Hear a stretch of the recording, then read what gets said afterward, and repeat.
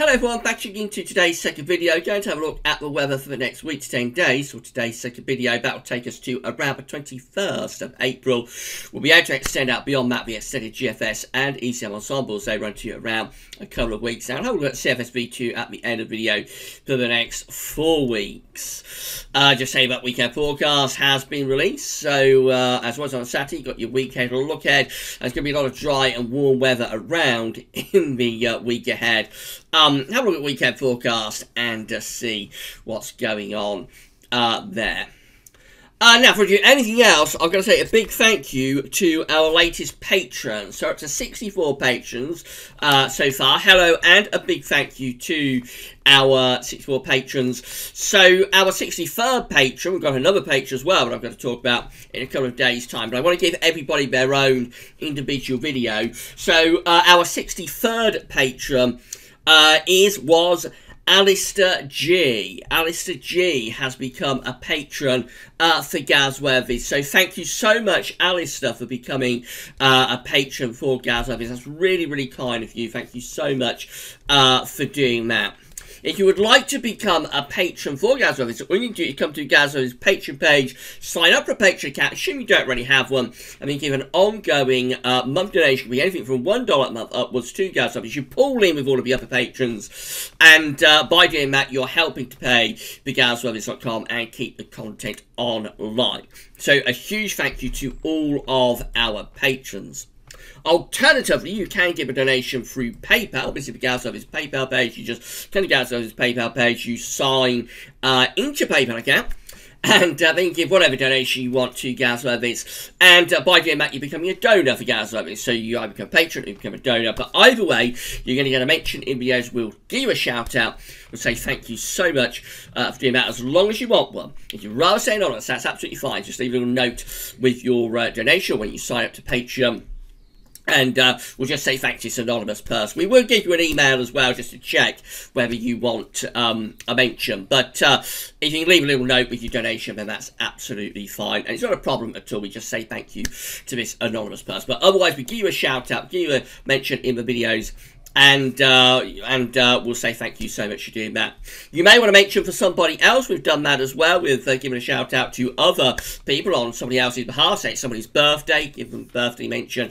That's not a problem. You can also go to your website or your business website and give that a mention. So it really is however you want the mention within videos, and we're perfectly happy to go with whatever you want with that. So just a huge thank you to all of our donors, a huge thank you to all of our patrons as well. We are primarily ads funded and will be remaining so. We're in the midst of the coronavirus crisis, which is causing a huge decline in advertisement yields at the moment. The ads that are running with the videos and on Gazworthies.com are just not paying as much as they would normally do. So things will eventually get back to normal, of course. We're primarily talking about a medical crisis, but we've also got this economic crisis added on. When we all manage to get out of lockdown, when you come out of lockdown, we will see things getting back to normal, I think. It's going to take a little time. It's going to take a few months. So while we wait for the advertisements to get back to normal, then the other revenue streams like Patreon and PayPal are very useful. But I appreciate it's a very difficult time for everybody. We are all very concerned, very worried about what's going on with the coronavirus crisis. So please only donate if you can absolutely afford to do so, because I know it is a very, very difficult time for everybody right now. But we're going to keep recording, we're going to keep uploading to the channel, we're going to keep the content going at Gazworthies.com for as long as we possibly can. And if you can afford a donation, then that does help to keep us going through this crisis. So big thank you to all of our donors, big thank you to all of our patrons, and a special thank you so much to latest patron Alistair G. Thank you so much, Alistair, for becoming a patron for Gazworthies. Right, I'm going to start off with latest observations from xcweather.co.uk. And, well, very warm afternoon out there across most parts of the country. Not everywhere, though. We have got these stations up here in the far northwest of the country at just 9 degrees. Look at that. Very poor at that weather station just there, which I am not going to attempt to pronounce, but it's across Western Scotland anyway. Another one just here, Islay. I can have a go at that one, or Islay at 9 degrees. So that one's pretty cold as well. And out in the Outer Hebrides as well, we've got South Uist and also Benbecula, just at 9 degrees, and also across parts of Northern Ireland as well. Thinner at 9 degrees. So the far northwest it's a lot cooler. Other parts of Scotland, sort of mid-teens, are Boyne at 16 degrees, and going down to Esdalmuir at 14 degrees just there. But further south and southeast, it's a really warm afternoon. Look at this, 24 Celsius flashing away in a few weather stations. London Heathrow at 24. We've also got that one just there, London Gatwick at 24, and we've got Yeovilton at 24 as well. These temperatures could go up in the next hour or so, possibly hitting 25, maybe at the outside. Won't totally rule out 26. 26 would be 79 Fahrenheit, knocking on the door of 80 Fahrenheit on the 11th of April. Really quite remarkable. Other parts of the Midlands, for example, Wittering at 22, Church Lawford at 22, Wellersbourne Airfield at 22, Little Rissington at 22. So a bit further north into Midlands, we're sort of into the low 20s. South East England approaching mid-20s. Over in Wales, Lake Vyrnwy at 19 degrees, Senny Bridge at 22, pretty warm there. And Pembury Sands at 17 as well. It's a remarkably warm afternoon out there. Of course, we're all under lockdown. Still, the lockdown goes on. So, unfortunately, people can't get out and about and enjoy this as they would normally do. So, if you've got a garden, yes, you can go into your garden, as long as you don't go too near the neighbours. You can also go out for your hour of exercise, of course, and get a bit of fresh air that way. Remember to social distance, though, from everybody around you. And you can also go and do your grocery shopping, get a bit of sunshine that way as well. But the basic message, of course, is to stay at home and protect lives. So they're trying to get everybody to stay in. And despite this lovely weather, it is best if you can stay in. It is best staying if you possibly can do so.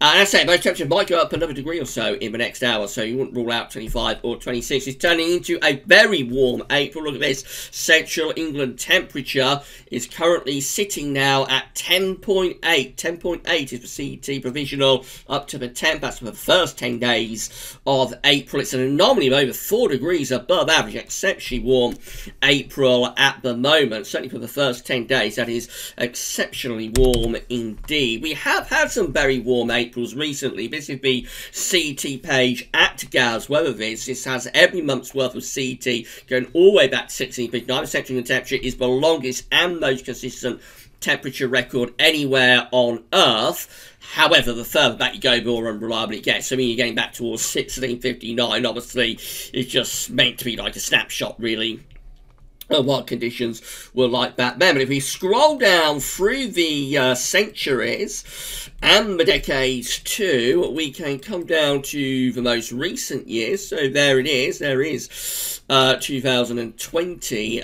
just there. So the first 3 months of 2020, of course, were well, the first 2 months were very warm. March wasn't quite as warm with its anomaly. This is where April's number will be placed just here. So even the last couple of Aprils have been pretty warm, actually. 2019, central temperature for April came out at 9.1. 2018 was even warmer at 9.8. The last time we had like quite a cold April was 2016 at 7.5. These were averages down here, by the way. So the 61 to 1990 April average is 7.9, and the 81 to 2010 April average is 8.5. So that CET just there for April 2016, 7.5. That was actually a little bit colder than average with both averages. That actually a degree colder than the 81 to 2010 average.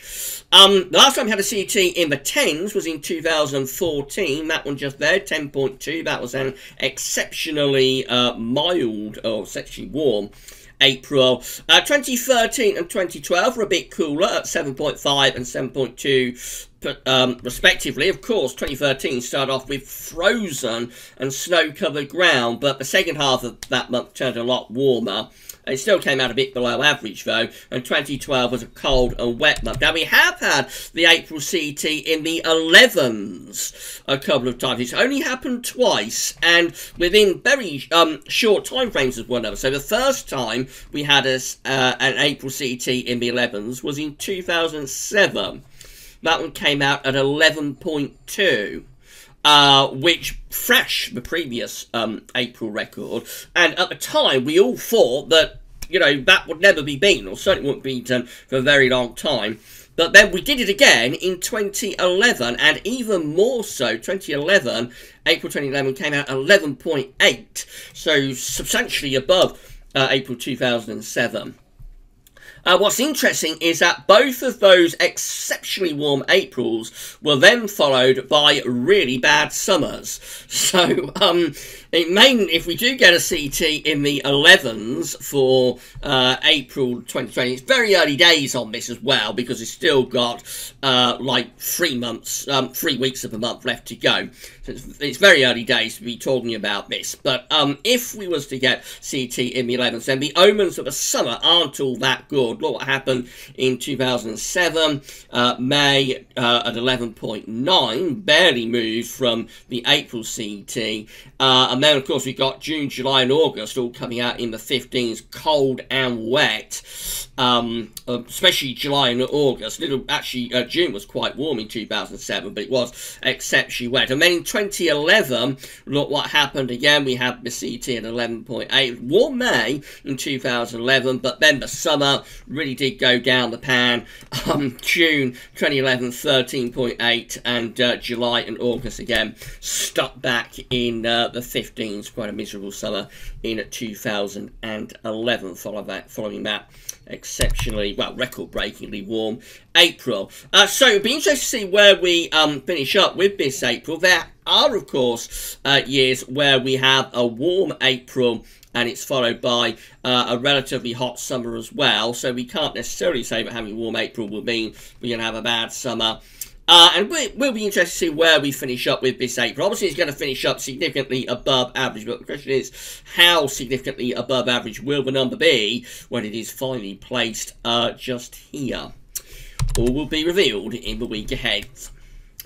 So this is how the 500 millibar high dynamic flow chart's looking from Penn State University for the next week to 10 days. This is taking us up to the 21st of April. You can see the high pressure conditions go on. So yes, got the ECMWF on the top, the GFS is on the bottom. So 500 millibars is an area in absolute high pressure and low pressure are being moved around by jet stream running above. Red extrapolates to above average heights, which is high pressure. Blue to below average heights, which is low pressure. And yes, high pressure continues in the week to 10 day time frame with the ECMWF above average heights centered over and to the east of the country, below average heights out to the north and to the northwest too. Deep trough extending through much of northern East America, so it's cold there, but for us, we're on the warm side of the ridge and the jet stream. It will be turning mostly dry, will be remaining, I should say, mostly dry and warm. The GFS is very similar. Lots of low pressure out to the north and the northwest, deep trough extending through eastern America, bringing cold conditions for them. But for us, jet stream rises northwards. We've got a ridge of above average height sitting both to the east and to the northeast of us. Winds are wafting up from the south. That looks mainly dry and quite warm as we move into the week to 10 day time frame. As I say, that gets us into the third week of April.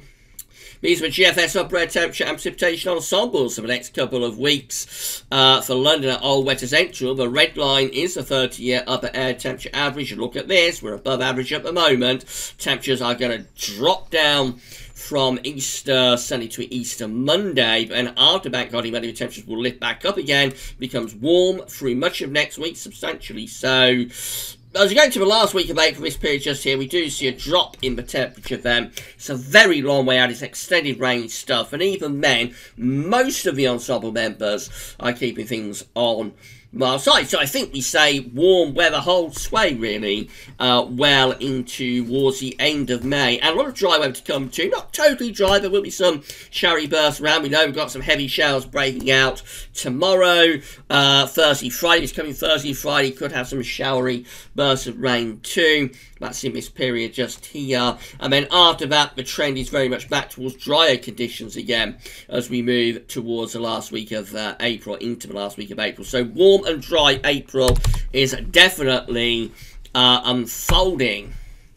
Temperature anomalies from the 11th to the 19th of April are going to be a little bit above average through most parts of Western Europe. The UK and Ireland are included in that. Precipitation anomalies from the 11th to 19th of April generally on the drier than average side. That's how the GFS is looking for Tuesday. We're under a ridge of high pressure on Tuesday. We'll start off quite cold on Tuesday morning. Could be a widespread frost. It's all covered by weekend forecast, by the way.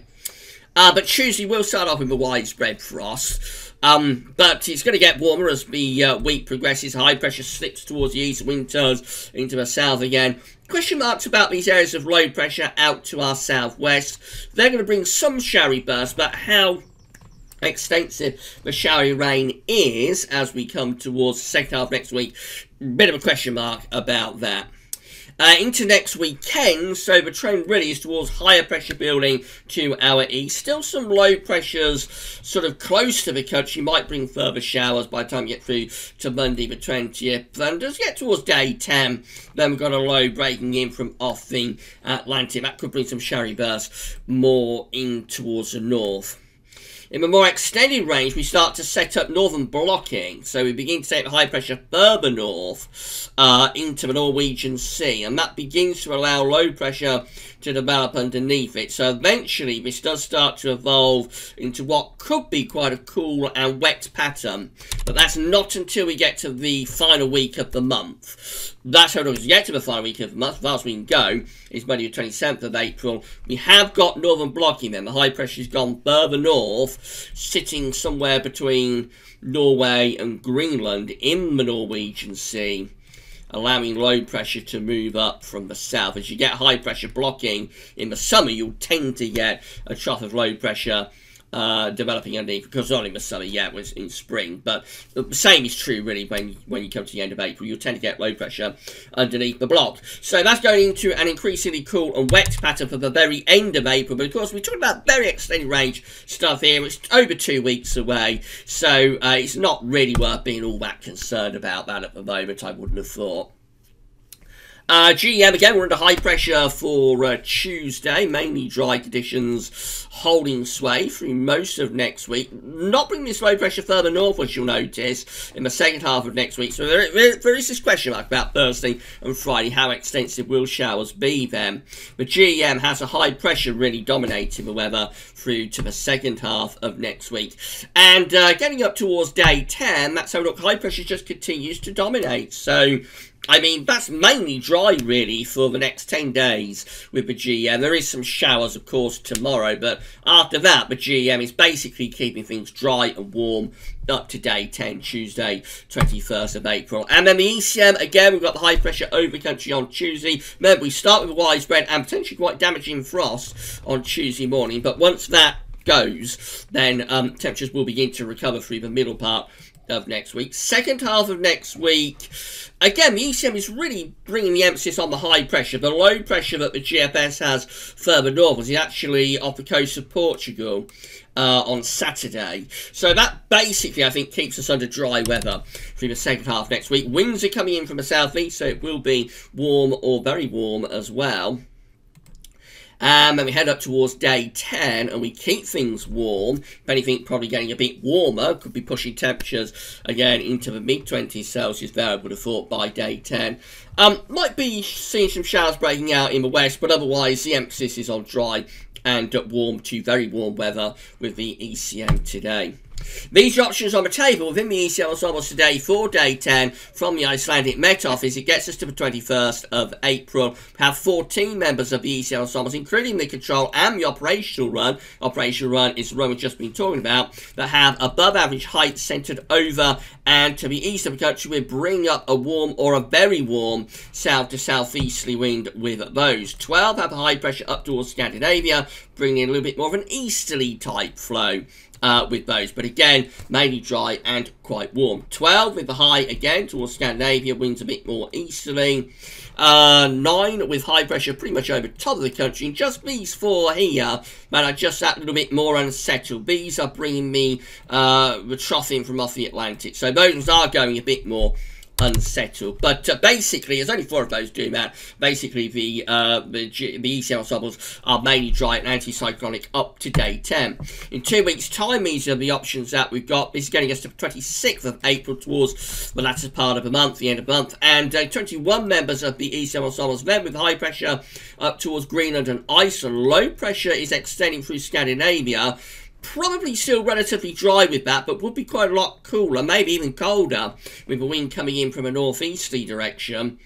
18 just here have the ridge just centred to our east. Low pressure has been getting a little bit more vigorous in the Atlantic, putting the ridge under pressure, but still probably mainly dry and quite warm with those. And then 12 have the high pressures and northern blocking feature, so similar to what the GFS was showing in its very extended range, actually. Have the high pressure as a northern blocking feature towards Greenland, with a trough of low pressure underneath it. Obviously, that's the most unsettled scenario, would be quite wet potentially, and could be really quite cool as well with that scenario. Only 12 doing that, but we know that the GFS operational run, 6 o'clock operational run anyway, was going in that direction for in around 2 weeks' time. So we maybe have to keep an eye on where this high pressure is going for the latter stages of April. We could end the month on a very different note to how most of the month has been.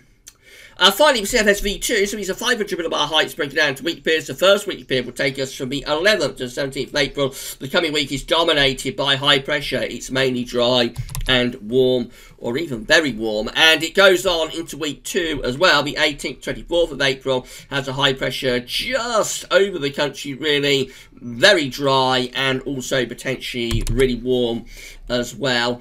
Week 3, the high pressure then begins to go towards the northwest. It's pulling out into the Atlantic, heading up towards Greenland. A trough of low pressure is sinking through Scandinavia. Winds are probably going northerly. I suspect it's still mainly dry at this point because the Atlantic is blocked off, but temperatures will probably be tumbling away.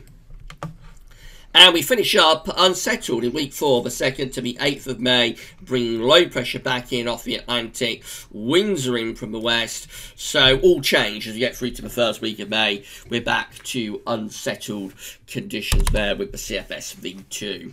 That's 4 weeks away though, so obviously we don't need to worry too much about that at the moment. The last thing I want to leave you with is the competition. So we've been teaming up with metcheck.co.uk weather instrumentation, and we're going to be giving away this prize tomorrow.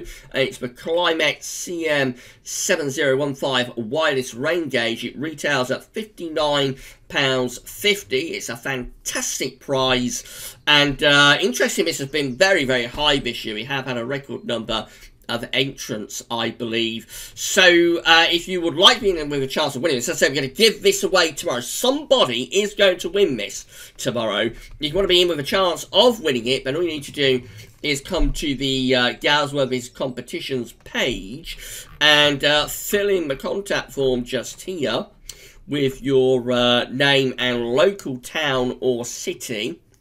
And that's it. That's what you need to do. Email that. You can do it directly as well. It's galservice@gmail.com. It's probably easier to fill out the contact form. So send your local, your name with your local town, city, to us, and we'll place you into the prize draw tomorrow. We'll be closing this at 5 o'clock tomorrow. By the way, the prize draw will be closed at 5 o'clock in the afternoon tomorrow. That gives us a couple of hours to get everybody's names into the bag and then to draw one of those names out. And then at 7 o'clock tomorrow, Easter Sunday, the winner will be revealed. We will reveal winner in a video, and also we'll post the winner's name on the competitions page there. And as I say, somebody is going to win that rain gauge tomorrow.